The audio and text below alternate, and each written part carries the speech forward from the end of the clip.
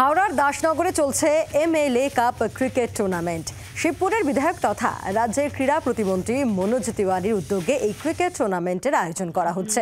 ম্যাচের উদ্বোধনের দিন উপস্থিত ছিলেন রাজ্যের ক্রীড়ামন্ত্রী অরূপ বিশ্বাস, ক্রীড়া প্রতিমন্ত্রী মনোজ তিওয়ারি, যুব সভানেত্রী সায়নী ঘোষ সহ বিশিষ্টজনেরা।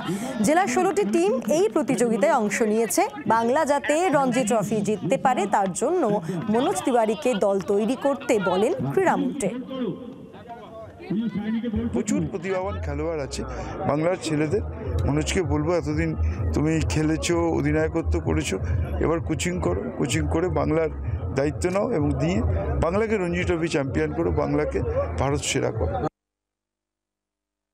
এই মধ্যে এতটা লট মধ্যে কয়েকটা প্লেয়ার ভালো যদি থাকে, তাদেরকে যদি হেল্প করে ডিউস বল ক্রিকেটে নামানো যায় আর সেখান থেকে যদি বেঙ্গল রিপ্রেজেন্ট করতে পারে, সেটাই আমাদের লক্ষ্য।